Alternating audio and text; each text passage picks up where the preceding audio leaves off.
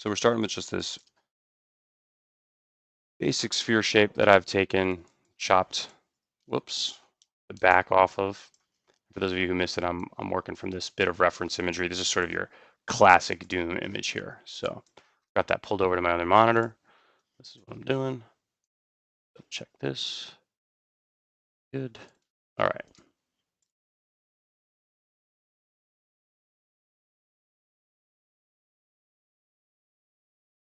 Getting to that mask shape, I think what we should do is go into our front view, get these eyes roughed in. I'm going to do that very simply by drawing the shapes in a flat way. I'm going to start towards the middle here.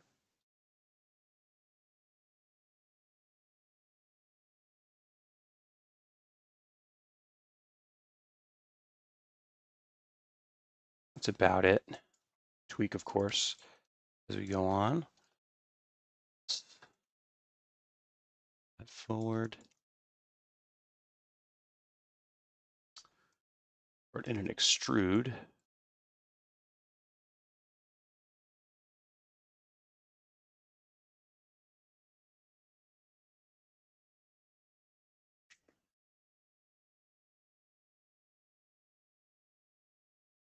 Let's get this positioned. What I'm also going to do is quick null group to throw this into so we can make it symmetrical. Whoops, always grabbing around in the wrong menus here. Symmetry. That symmetry is obviously going in the wrong direction, so let's set up X, Y. And I can tell you right now, we're going to need these to be a little bit deeper.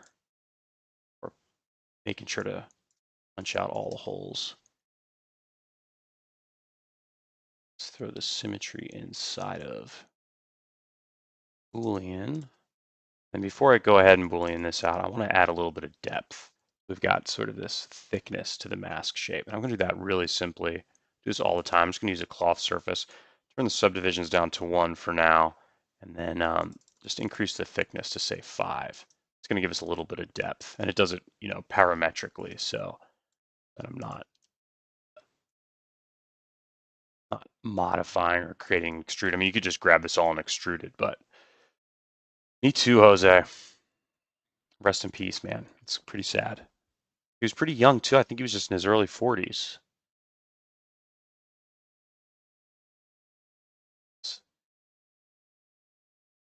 Clean that out. Start. Maybe I do want to add some subdivisions to this because that's a bit of a rough cut. Out. And so first we're really just going to be roughing things out a little bit. I think so. These aren't perfect eyes yet, but I think what we can do is get some of the other elements in here. So I think we're going to use another extrude to do this. Just rough out this. Then I can make it symmetrical later. In fact, I'll show you a little technique that I like to use to make things symmetrical. So first, I like to use the scale tool to even things out. And I can see that this is the position here is, let's just call this 9.5. Right, and then I can go over here and go negative 9.5. And I know that those are centered. Same thing here. I'm going to scale that down along the y-axis. I guess I could just take this position and zero it out, right? But this guy is at 22 and negative 22. That's a good little workaround. Well, and this guy, let's just zero him out. Now we can, roughly drop everything in. I think what we're also going to want to do is do a slight chamfer on these. A little bit more realistic, make the extrude look a little better. While we've got that at the 0 point, let's extrude it.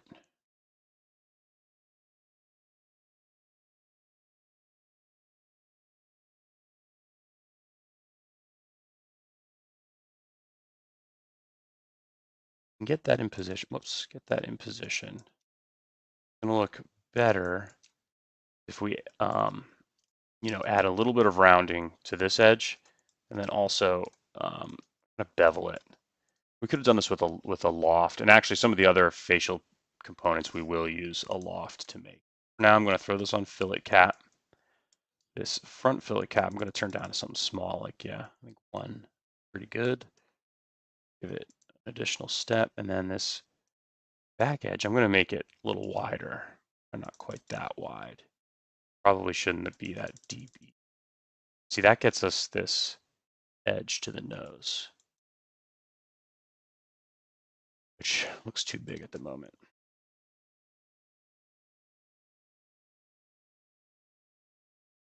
I think what we should do as well, I think this is too curved sort of front to back. And this is one of the beauties of working parametrically with that non-destructive cloth surface, because now I don't have to worry about the thickness of this wall. I can just kind of scoot things around. Since this is set to a soft selection, kind of scale this, move it back. That's going to kind of flatten the face down a bit. That gets us a sort of a flatter front mask shape. Scoot that symmetry back.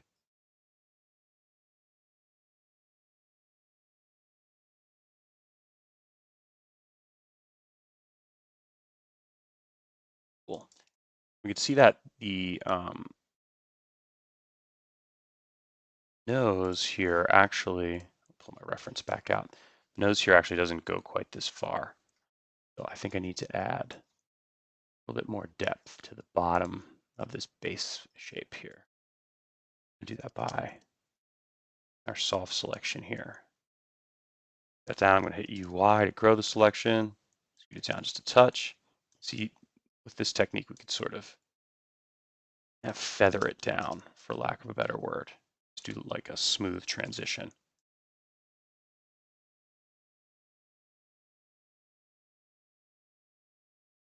Probably reposition this floating nose now that we've altered the shape of this base mesh. What's up, everybody? I see we got a handful of people. Feel free to drop a comment in the chat. Let me know where you're tuning in from. Let me know what your favorite Doom song is, actually, or even album. I remember, like I was a bit of a fan of Doom in high school, and then I remember when I was in college, his album with Danger Mouse came out, and it blew my mind. I remember sitting around with my roommates.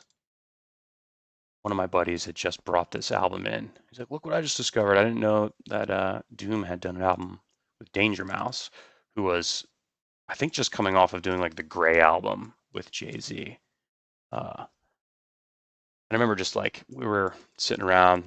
We may or may not have been smoking funny things, and just sat there and listened to this album cover to cover, just sort of laughing and just really enjoying it. It was hysterical, like laugh out loud moments, but just super, super clever. And I don't know, big Doom fan. AKA what? King Ghidorah, AKA F Doom, AKA Daniel Doomile, which I didn't realize that part of the reason he had that Doom name is one, because he was a fan of comic books, but also because his last name was Doomile. And I guess people just called him Doom anyway, because it was the sound of his last name. So I love that when a nickname can be authentic and kind of cool, but also something that you just don't make up yourself in its entirety. It's like something his friends called him, so more authentic. I didn't realize until just reading about it recently. Pretty sad.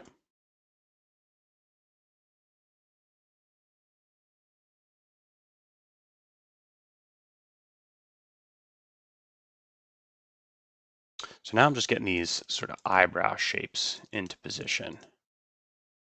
These I think I'm going to do just with some simple loop cuts and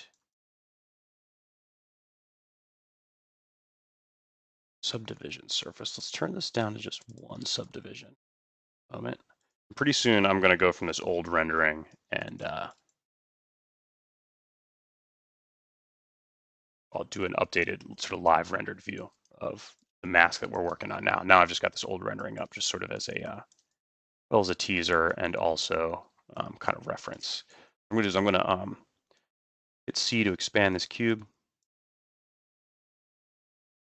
just going to turn the subdivisions up. I lied. Let's go to 2. 2. Put this down the middle first, actually. I'm going to hold Shift, get it right in the middle. This one I'm going to turn off. It's off selection. I don't want that. Sort of bring the middle there. Scale it down a touch. This one out and scale up.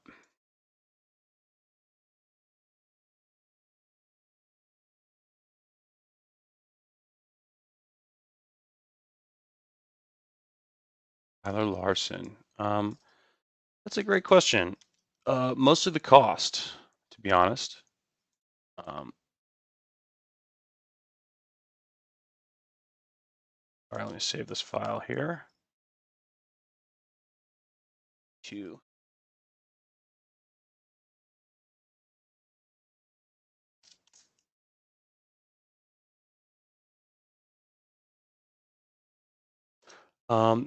Yeah, the cost really. I upgraded this. I don't have like the subscription version. I've just like been occasionally buying licenses for myself, which I know isn't ideal.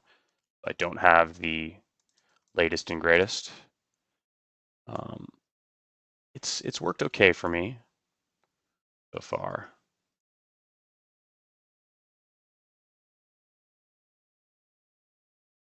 I think looking at these, working these sort of eyebrow pieces in here, I think our cutout eye shapes are large probably.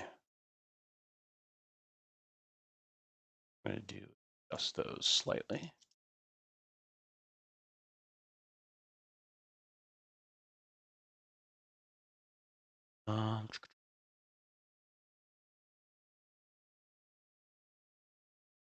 This is too tall. Looking at the reference, looks like we can see a bit of the opening. There's a space in between the bottom of this eyebrow and sort of the top of the opening. Yeah, that's what I've been doing, Grippus. I hear that. That's been my MO.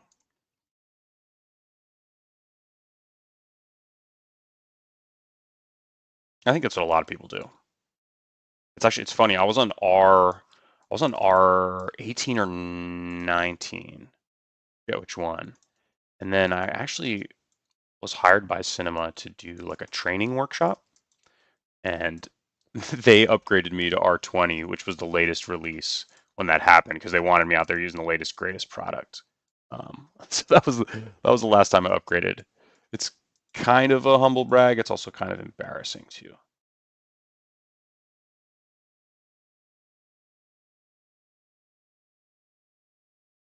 Otherwise, gosh, would I still be on R18? Probably not. I would have had to have gone in and updated, especially because of the volume building tools. That's one of the things that came out in R20 that is like an integral part of my workflow now.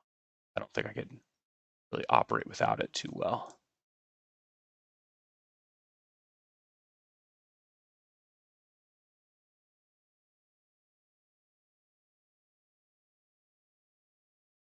And I'm not too worried about this being like the perfect, deadly accurate Doom mask. Everyone's going to sort of know what it is. It's super iconic. And it's fun to sort of put your own twist on things as well.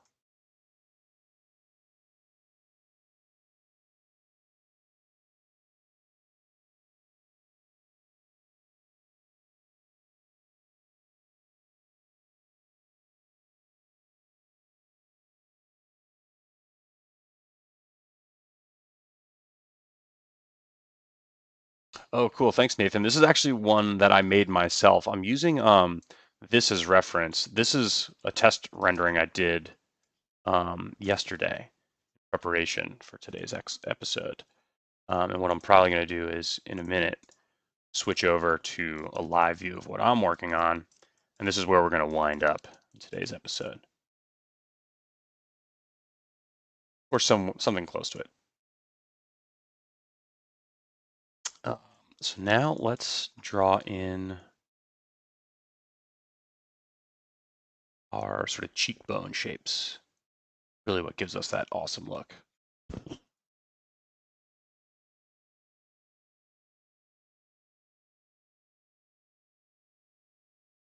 So again, I'm just going to grab the pen tool. Some of this in. All this is going to have to be modified and improved.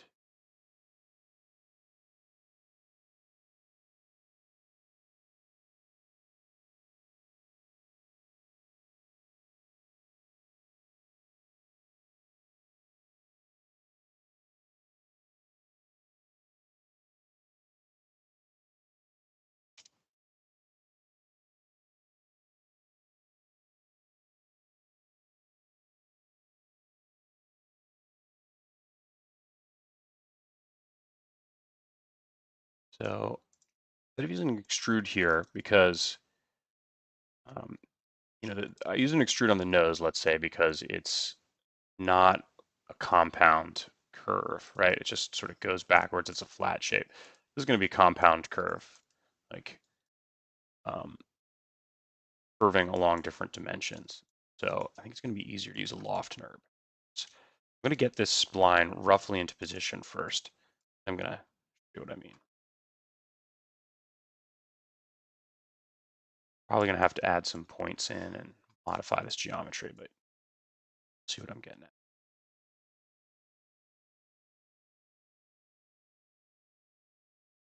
Might be like the more finicky bit of modeling that we're doing here.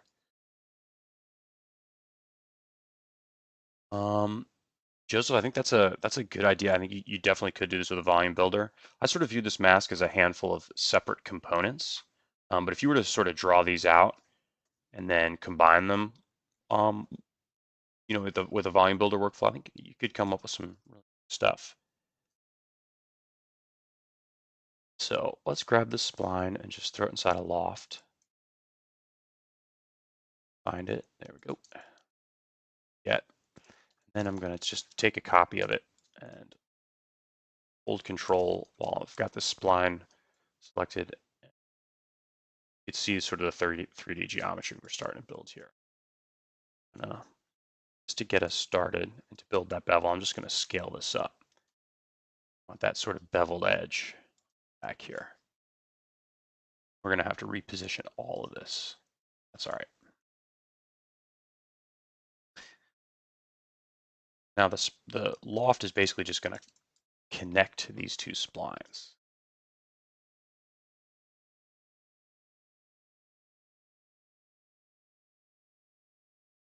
Actually looking at my reference. So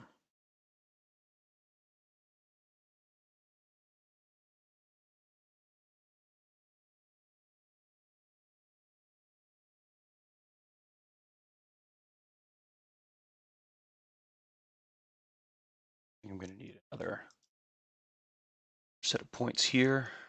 What I like to do is have both of these splines connected, so I just kind of work with both. And one thing you'll need for this geometry to be clean is you'll want the same amount of points on all of the splines within the loft. Now, if I were to add a point to here, I'll show you. I'll add a point here, and things start getting a little bit wonky. The other thing that can happen is if your start and end points aren't the same for your spline, things can get a bit.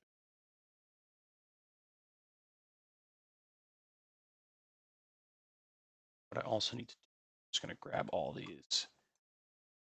Going to look not so great at first, but I'm just going to make contact. Back of this mask here. Kind of rotating things, pushing them in position. You can roughly see what I'm after.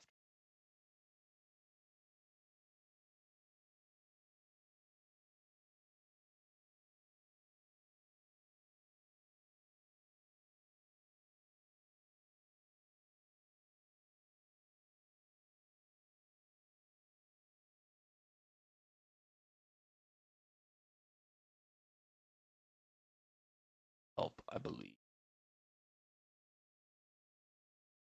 Turning up sort of the subdivisions on this loft. Now we don't need so many going backwards. In fact, I'll just limit that to. But adding subdivisions here is going to give us smoother curves, which is good. Which is good.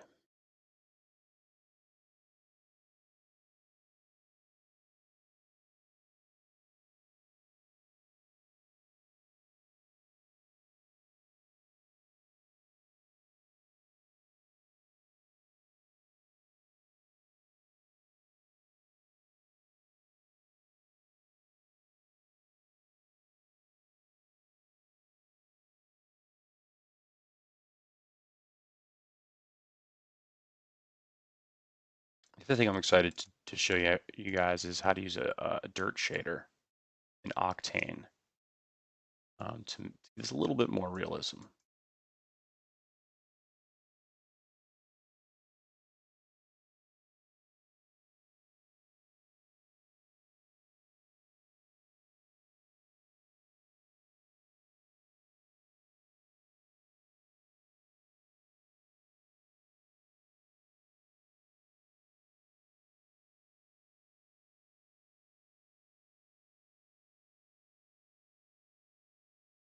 All right, so that still needs some tweaking, but let's throw it inside of our symmetry.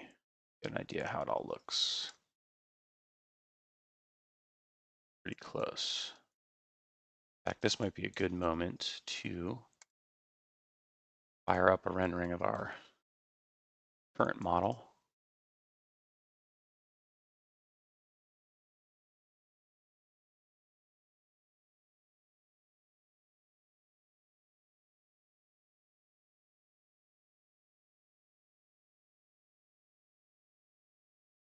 Not so bad. We're getting pretty close, actually.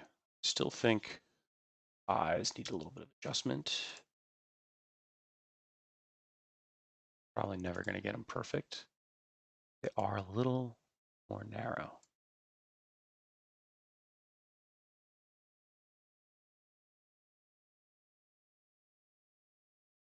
And it is worth mentioning that Zoom had a bunch of masks over the years. He would come up with different masks, but for those just tuning in, this is sort of that classic image of Doom that I think of, using that as reference.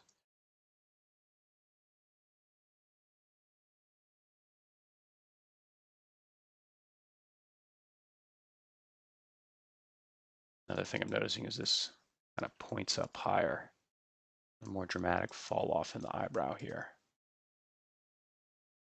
Down. I'll position these things up.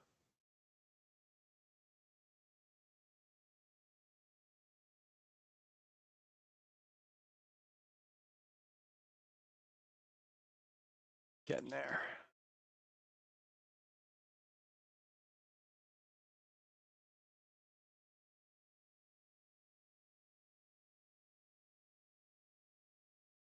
Oh, of course.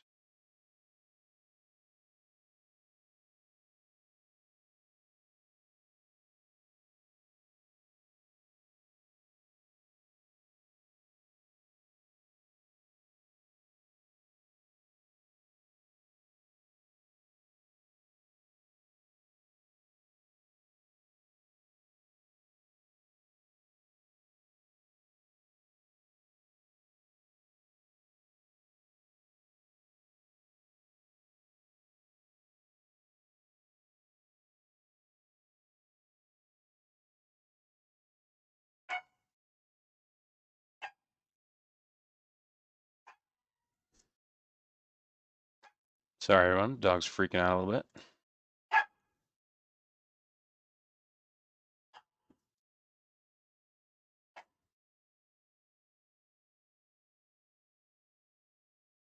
Now, what happened here, I didn't realize this will happen, is if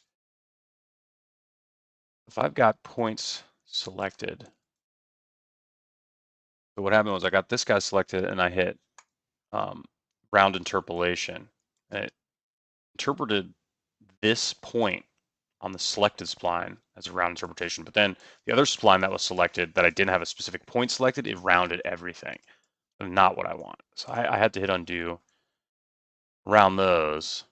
I noticed I was getting weird rounding down here where I obviously want like a hard kind of beveled edge. So better.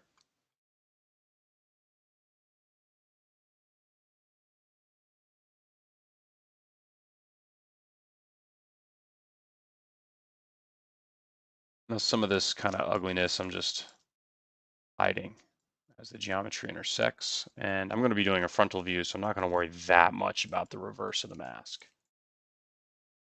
Actually getting pretty close. Overall shape.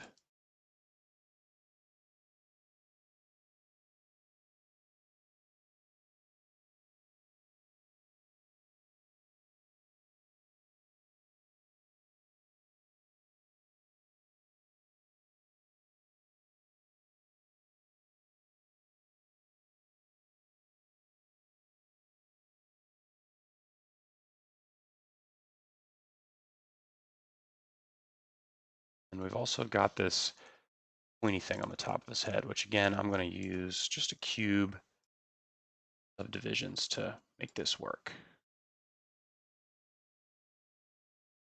So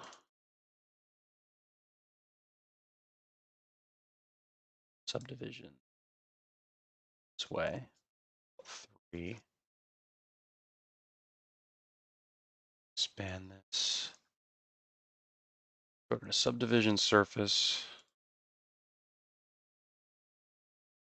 get it roughly in position, and then we'll push and pull in here.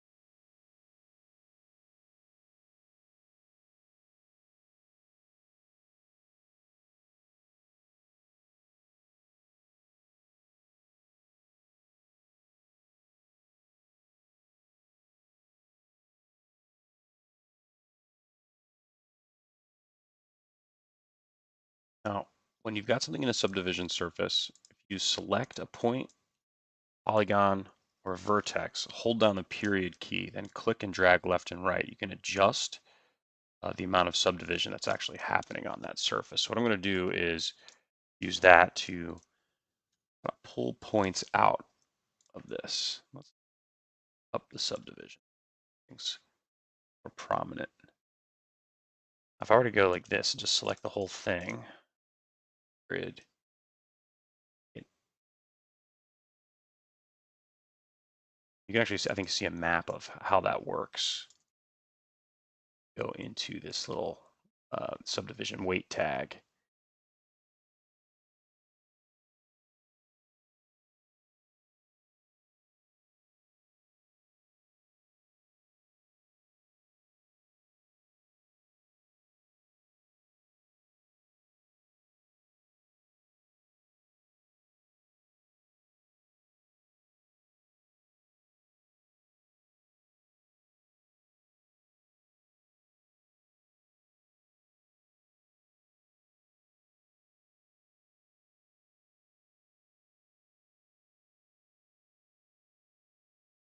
Same up here.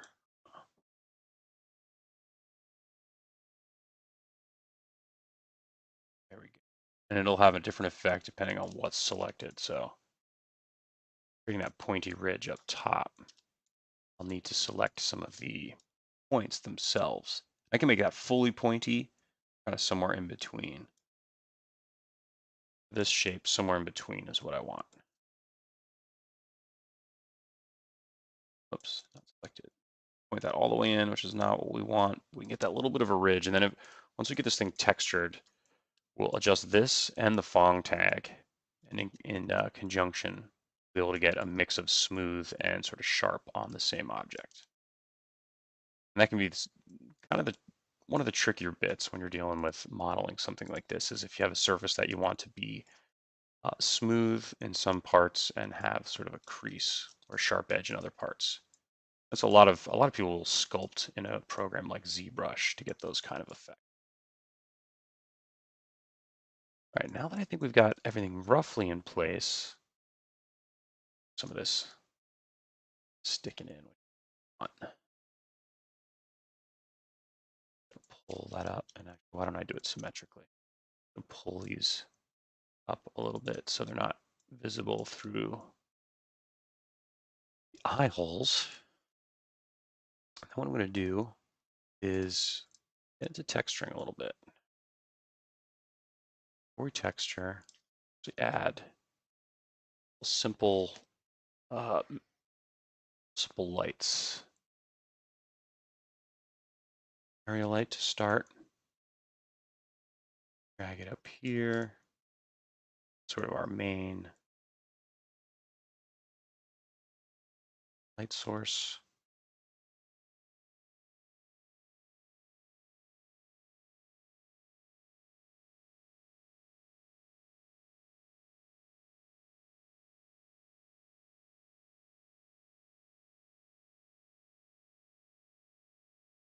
Typically turn that down a little bit. Also pop over path tracing. Going to give us more realistic lighting. But I want to turn the samples way down, because when you pop over to path tracing, the sample count is just through the roof. Don't need that. GI clamp, I'm going to turn to 1, because I know we're going to have reflective materials that are going to be bouncing little photons around, and this is going to help clamp some of that down. And then I'll turn on adaptive sampling just so it runs a little quicker. Let's turn opacity down on this light, because I don't want to be seeing it, even though it'll probably be off camera. Our first light, and I'm going to make a key. I'm going to make a copy of that.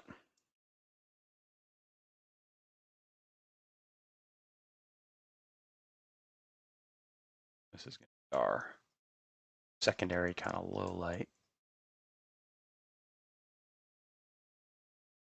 This one, I'm going to turn the visibility down even further. Make that temperature way into the warm zone. While we're doing that, let's get this top light into the cool zone.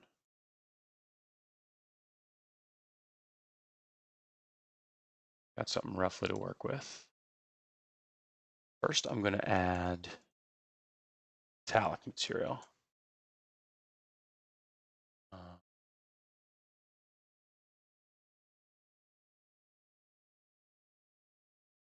All right. I'm just going to go ahead and make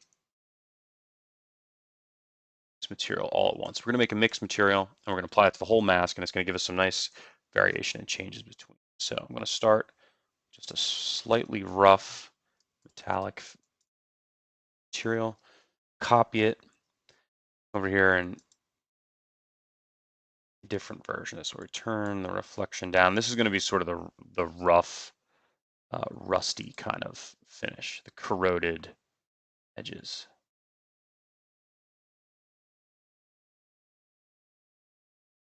We go a little redder there.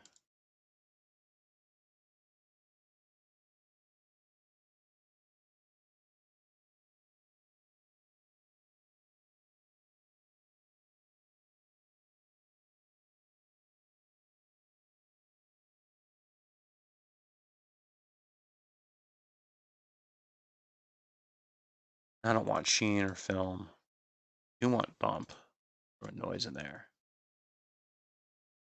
Find this as true. make it quite small because we want this rough, kind of rusty. Right. Then what I'm going to do, got these two created. I'm going to go materials, a mixed material. Just go ahead, group our geometry, add our mixed material. And once we double click on the mixed material, we can hit our node editor here. I've also got it, or cut it up here. Now we're gonna mix those two textures. I'm gonna get rid of this float that's in here. Select octane. I'm gonna bring this metallic texture in.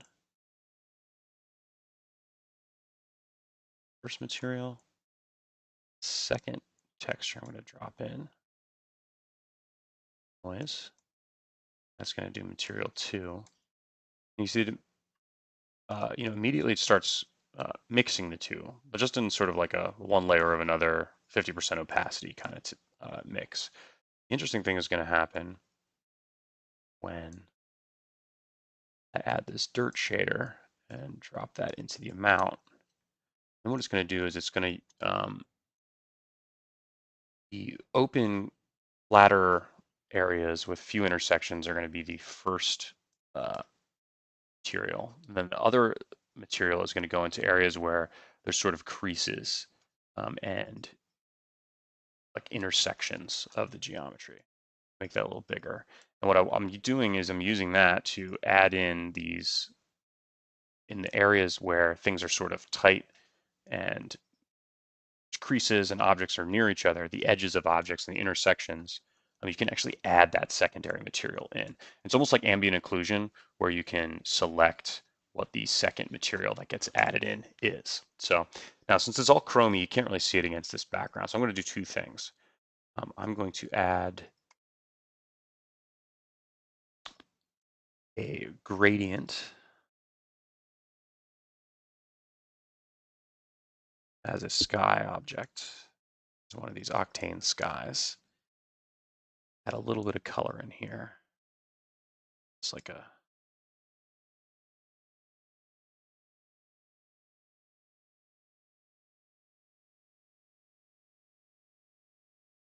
light gray, and then maybe a little bit of pale yellow at the top.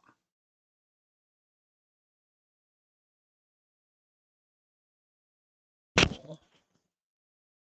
too pale yellow. Click. Then I'm going to, let's make another octane sky. This one will be our visible environment. It's basically just our background. So it's not pulling any lighting from this one. Black background. That visible. Right. So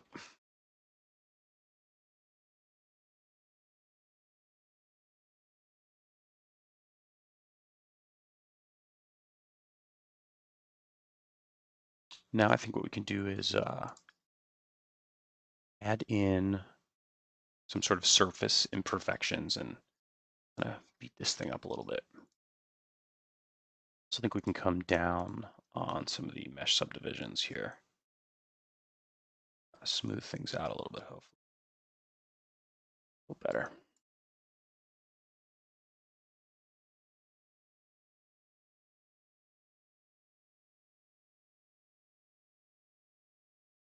Cool.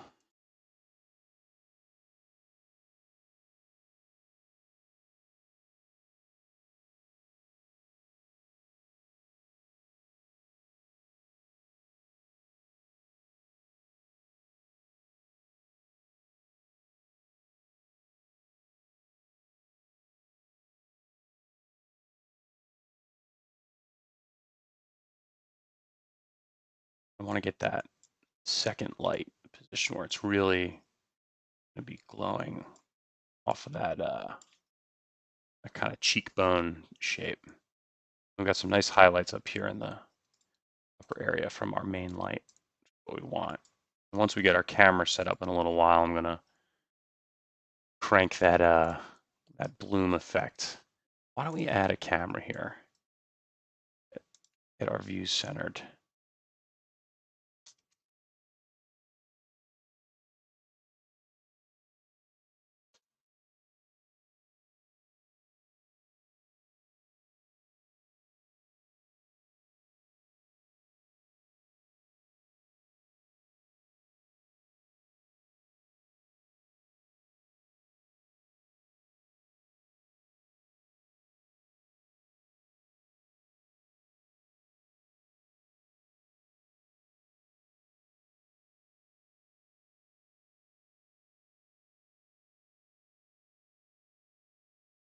All right, and so the surface, like we discussed, is a little too perfect. So let's kind of beat it up a little bit. First thing I could do in the roughness is add some noise. It's going to give our shinier and rougher areas.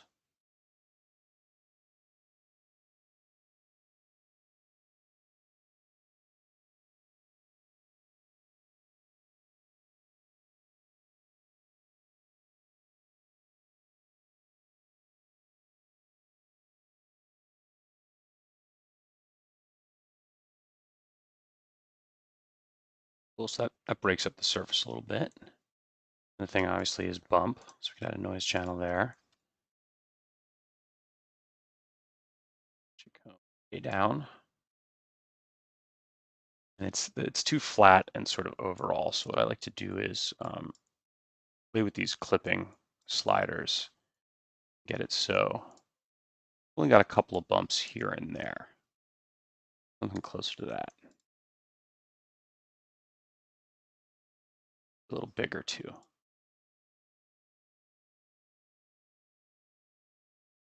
Hope you can see those details through the stream. Why don't I zoom? See some of those surface details we're working on.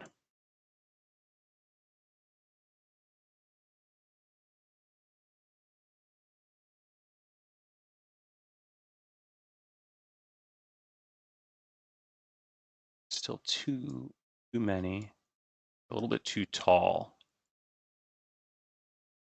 Oh, a little tweaking is just, a few percentage points this way and that way, and you can really kind of modify the overall look of a thing and try to dial it in, right? So that breaks up the surface a little bit. I actually think maybe I want to reverse that so that, yeah, those read as indentations, these little dots, as opposed to things that are standing proud of the surface. I can grab this spec and go into the specular.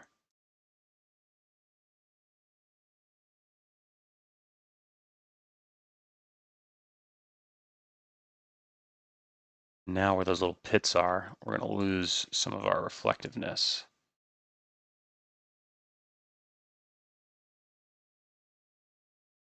Good.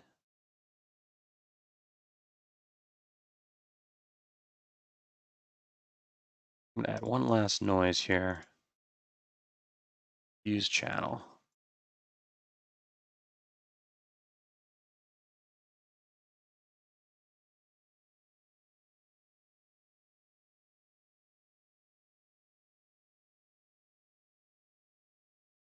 I want to be adding that to the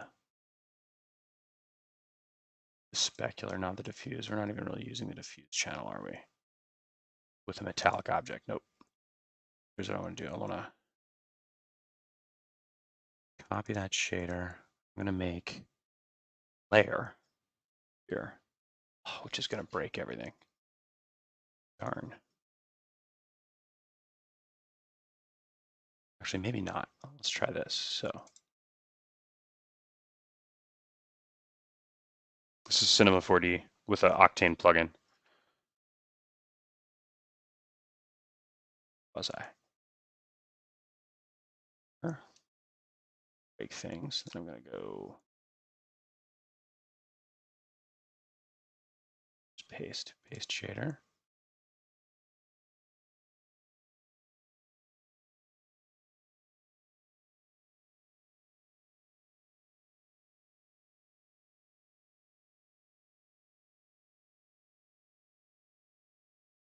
I'm going to undo all that. That's a can of worms I don't feel like opening.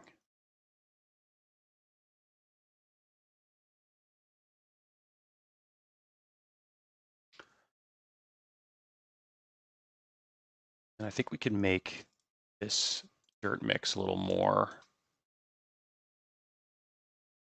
I don't know, apparent. Let's turn the details up. Strength is max. I think we can turn the radius up too. There's really this, I mean, part of the look is how grungy this dude mask became over time. And then what's cool is we have these two separate materials we can use to draw from. So I'm going to go into this other material, the sort of rust material, and just crank that roughness up. I think we can make it stronger, a little larger.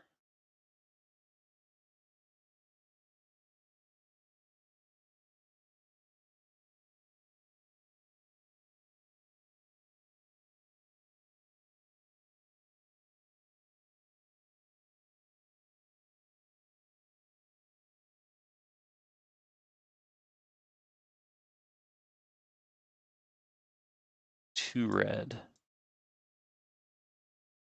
Turn it down a little. This is just to introduce a little more variation in the color here. Probably too saturated.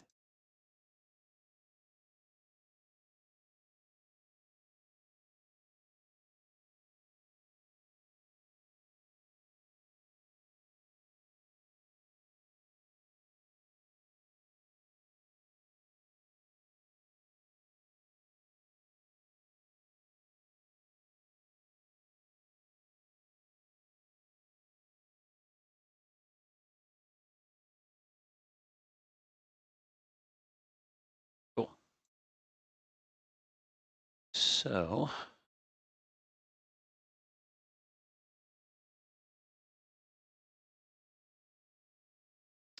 right, now I think what we should do is add a little bit of bloom and make something reflective look really cool. And let's get some glare in there too. Shiny and everything. Now it's easy to overdo that and make your image look really cheesy. Let's dial that in and try and control it a little bit.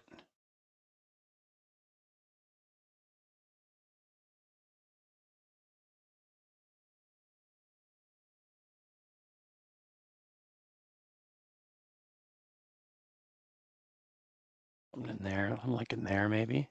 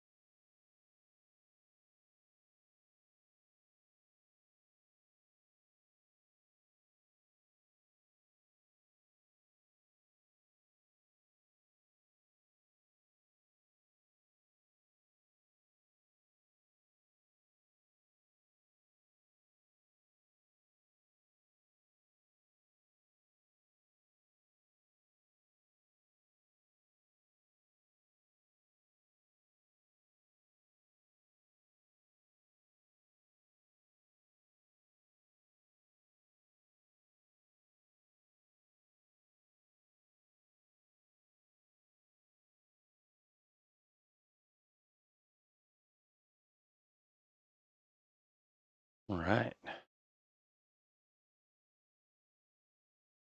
Pretty close. We can a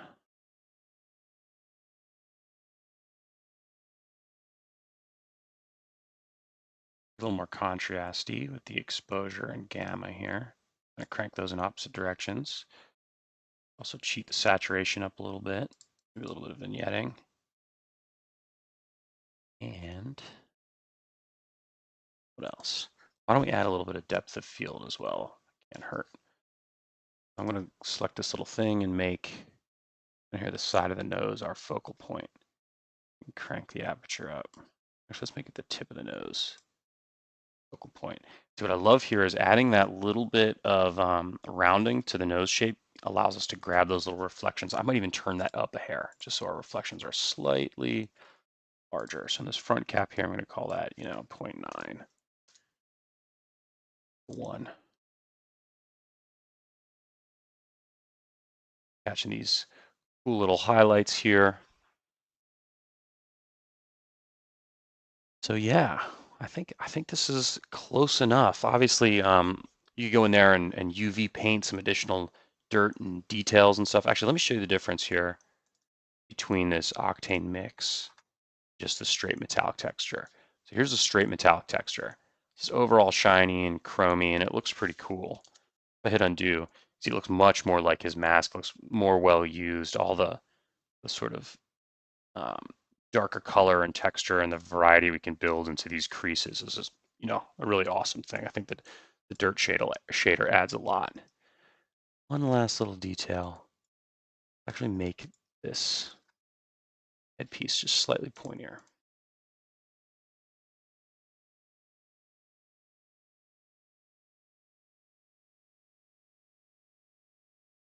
Actually, what I should probably do is long tag for that. So should I? Yeah, until I can get that clean break. What I was after. Awesome. Nice clean of ridge, let's call it. Nice. So this is my little tribute to Doom. I hope you found it useful. Hope you learned a thing or two. Let me know what your favorite Doom song is in the comments below. Congratulations to those of you who made it to the end. It was a fun little exercise. Hope you found it useful. Obviously, appreciate you sharing and hitting subscribe and hitting that thumbs up button. If you want to really contribute to the practice and drop a little tip in the old tip jar and buy your buddy a beer here, I'd really appreciate it. So check out the link in the description below and see how you can, donate on a monthly basis to join the Discord server and, earn some perks in that regard. The Instagram is DLGNCE, as is the other social medias. The website is diligence.studio. New videos every Tuesday. So thanks for tuning in. Appreciate you all. Go listen to some Doom music and appreciate his genius and career. And until next week, this is Stuart saying, thanks a lot. Appreciate